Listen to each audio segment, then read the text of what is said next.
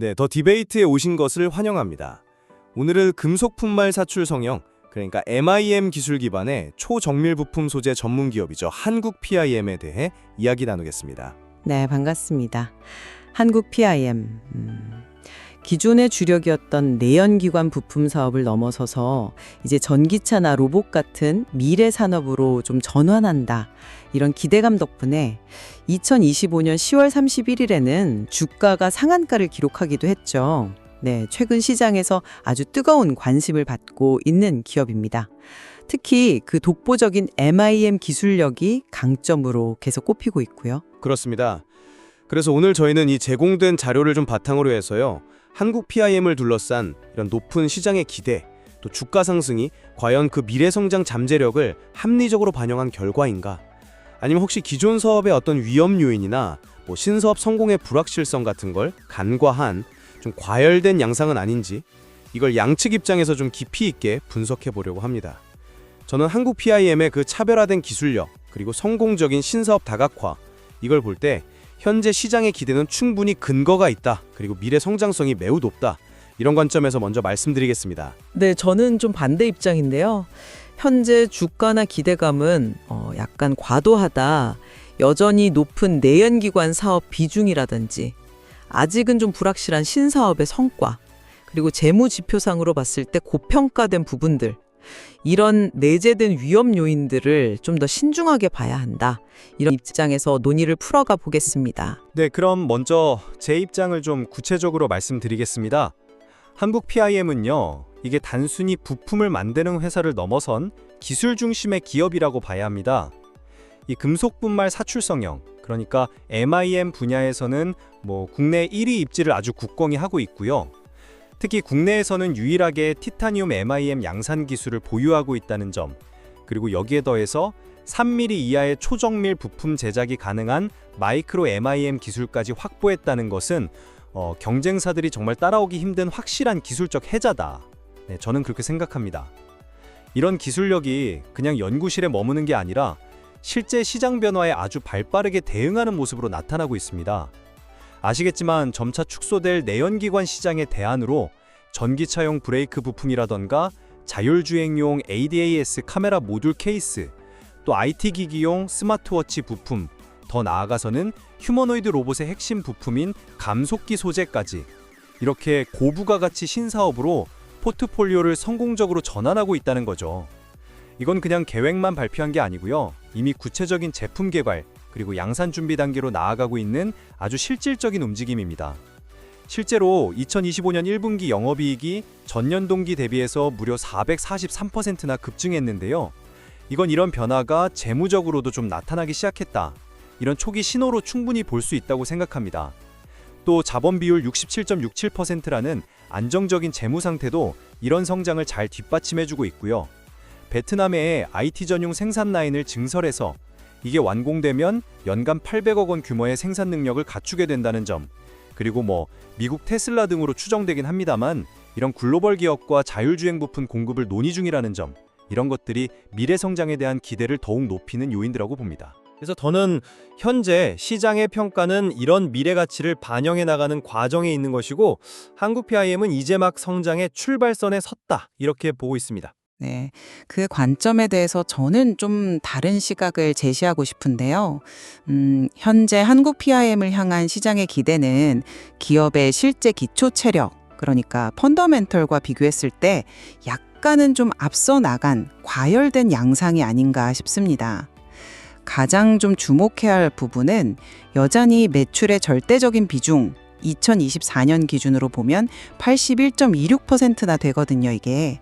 결국은 사양 산업으로 접어들 내연기관, 자동차 부품에서 나온다는 점입니다. 물론 신사업으로 전환하려는 시도나 기술 개발 자체는 긍정적으로 평가할 수 있습니다. 하지만 이 막대한 기존 사업의 매출 감소분을 상쇄하고도 남을 만큼 신사업에서 정말 유의미한 성과가 나오고 있다는 구체적인 증거는 글쎄요, 아직은 좀 부족하지 않나 싶습니다. 재무지표를 좀 차갑게 들여다보면요, 우려가 더 커집니다.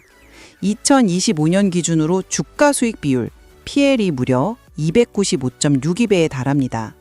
이건 뭐 어떤 기준으로 봐도 사실 극단적인 고평가 상태라고 봐야겠죠. 미래 성장 기대감을 아무리 감안한다고 해도 이건 정말 이례적으로 높은 수준입니다. 주가 순자산 비율, PBR 역시 2.88배로 결코 낮지 않고요. 그런데 정작 기업의 실제 수익 창출 능력, 이걸 보여주는 자기자본 이익률, ROE는 고작 0.98%에 불과합니다. 이게 뭘 의미하냐면 투입된 자본에 비해서 이익을 만들어내는 효율이 아직은 매우 부족하다는 뜻이죠. 그러니까 높은 주가와 실제 수익성 사이의 괴리가 너무 크다는 겁니다. 그리고 2025년 10월 31일에 있었던 상한가, 이것도 사실 엔비디아 CEO 젠슨 황의 방한이라는 어떻게 보면 외부적인 이벤트성 요인에 좀 크게 영향을 받은 측면이 있습니다.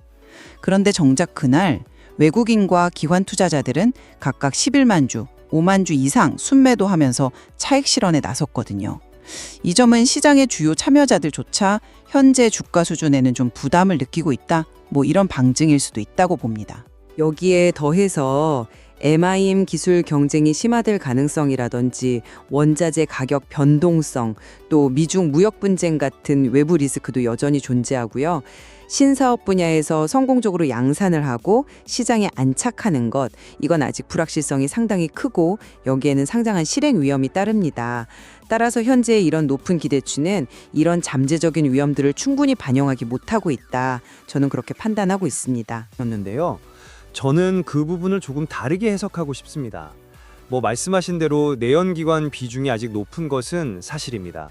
하지만 중요한 것은 마이크로 MIM이나 티타늄 MIM 같은 차별화된 기술을 바탕으로 해서 전기차, ADAS, 로봇, IT 등 구체적인 신사업 제품군을 이미 확보하고 있다는 점입니다. 이게 그냥 방향성 없는 외침이 아니라 실제적인 준비가 이루어지고 있다는 증거라고 봐야겠죠. 1분기 영업이익이 443%나 증가한 것도 물론 이게 시작 단계일 수는 있지만 신사업 전환 효과가 이제 숫자로 나타나기 시작했다는 긍정적인 신호로 해석해야 한다고 봅니다. 그리고 베트남의 IT 전용 공장이 본격적으로 가동되면 연 800억 원 규모의 추가 매출과 함께 이익률이 높은 신사업 비중이 아마 빠르게 증가할 겁니다. 이것이야말로 실질적인 체질 개선 과정이라고 생각하고요. 물론 시간이 좀 필요하겠지만 그 속도가 시장의 기대를 저버릴 만큼 아주 느릴 것이라고는 보지 않습니다. 이런 구체적인 움직임들을 좀 더 긍정적으로 평가해야 하지 않을까요? 그 점은 어떻게 보시는지요? 네, 기술 개발이나 신제품 라인업 확보 자체는 분명히 긍정적인 변화죠. 그건 맞습니다. 하지만 핵심적인 질문은 결국 이거 같아요. 이게 언제 그리고 얼마나 큰 규모로 실제 매출과 이익으로 이어질 수 있느냐는 거죠. 제가 거듭 강조하지만 매출의 81% 이상이 아직도 내연기관 부품입니다. 이 정말 막대한 비중을 신사업으로 완전히 대체하려면 글쎄요, 상당한 시간이 필요할 텐데요. 그 사이에 기존 사업이 축소되는 속도를 신사업 성장이 미처 따라잡지 못할 위험은 없는가? 이 점을 좀 봐야 합니다. 또 전기차나 로봇 시장의 성장 속도가 혹시 예상보다 더디거나 아니면 경쟁이 너무 심화돼서 한국 PIM의 수주 확보가 기대에 미치지 못할 가능성, 이것도 배제할 수는 없거든요. 말씀하신 1분기 이익 성장률 443%라는 숫자는 물론 인상적입니다. 하지만 혹시 기저 효과나 어떤 일회성 요인은 없었는지, 그리고 이것이 앞으로도 지속 가능한 추세로 이어질 수 있을지에 대한 확신을 갖기에는 아직은 좀 이르다고 봅니다. 만약에 주요 신사업 프로젝트들의 양산이나 수주가 좀 지연된다면 그럴 경우에 대비책은 충분하다고 보시는지요?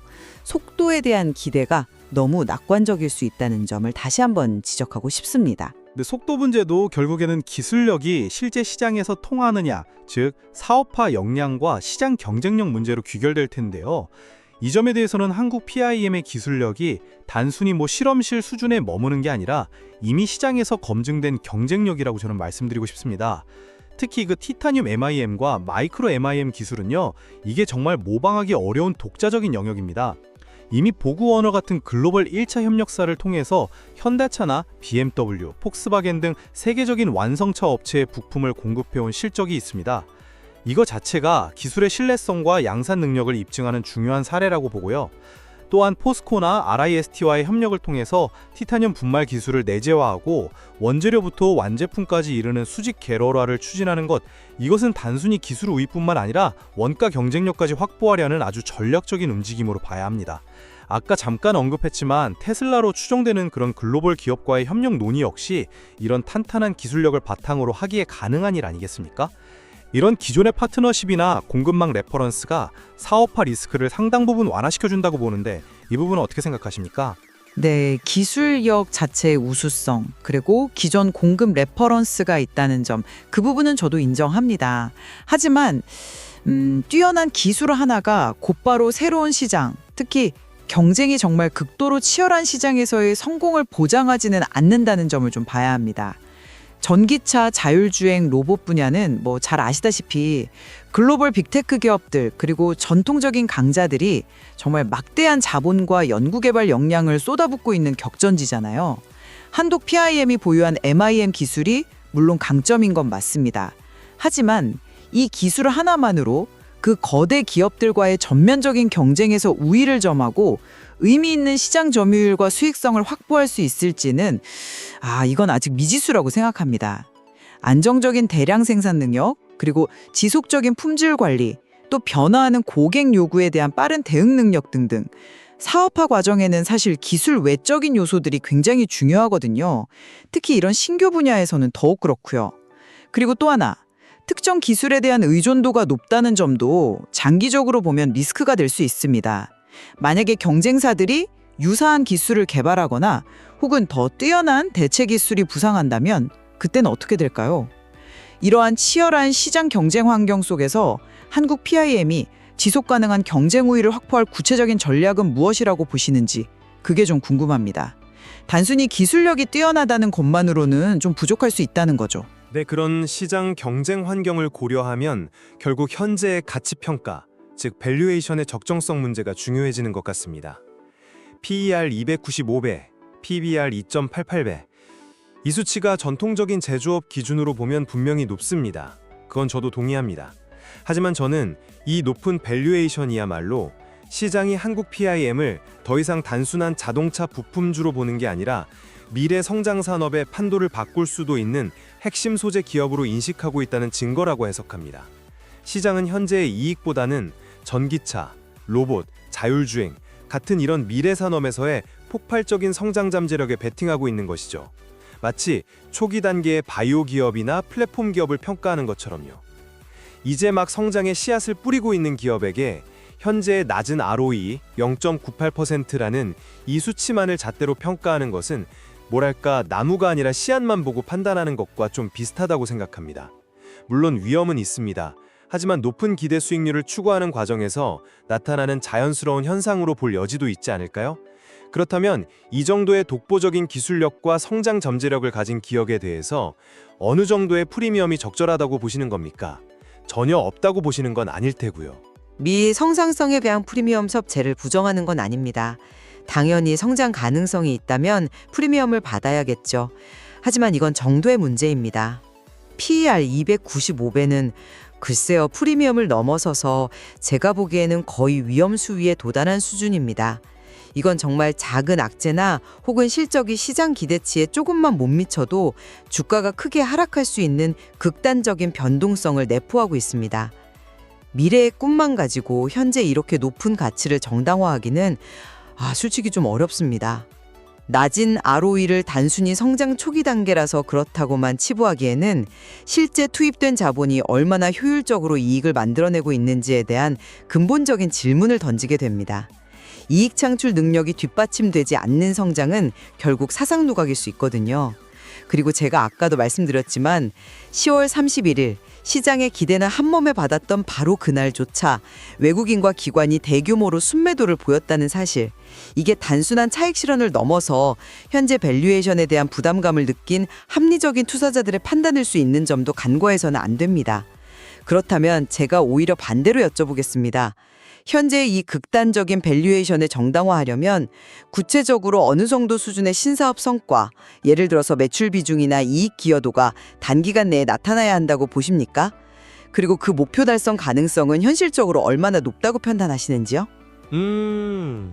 네, 종합적으로 볼 때 한국 PIM은 티타늄 MIM, 마이크로 MIM 같은 경쟁 우위를 가진 독보적인 기술력을 바탕으로 해서 전기차, 로봇, 자율주행과 같은 고성장 미래 산업으로 성공적인 전환을 추진하고 있다, 이렇게 봅니다.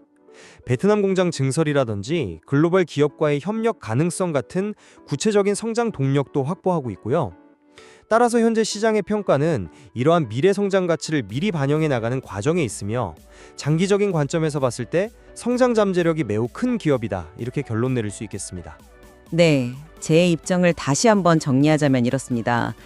높은 기대감의 이면에는 여전히 80%가 넘는 내연기관 사업 비중이라는 구조적인 문제, 그리고 신사업 성공의 불확실성과 또 치열한 경쟁 환경, 마지막으로 PER 295배라는 제 기준에서는 과도한 밸류에이션 부담, 이런 명확한 리스크 요인들이 여전히 존재한다는 겁니다.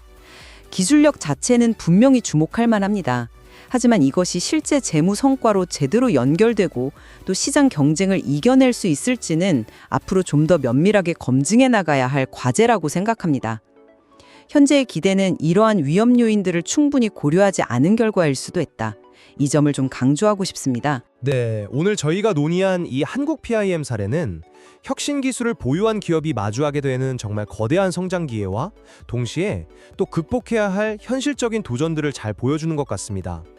미래 성장 잠재력에 대한 높은 기대, 그리고 현재 기업의 기초 체력 및 재무 상태 사이의 그 간극을 우리가 어떻게 해석하고 평가할 것인가, 이게 핵심 질문이었던 것 같네요. 맞습니다. 오늘 저희가 살펴본 자료는 특정 시점의 스냅샷일 뿐이고요.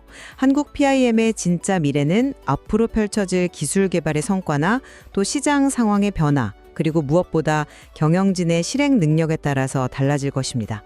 기술의 잠재력과 시장의 현실, 그리고 재무적 건전성 사이에서 그 균형점을 찾아가는 과정이 앞으로 중요해 보입니다. 네, 오늘 저희가 제시한 서로 다른 관점과 또 근거들이 청취자 여러분께서 한국 PIM뿐만 아니라 유사한 성장 기업들을 분석하고 또 판단하시는데 조금이나마 도움이 되었기를 바랍니다. 더 디베이트 오늘 여기서 마치겠습니다. 고맙습니다. 네, 감사합니다.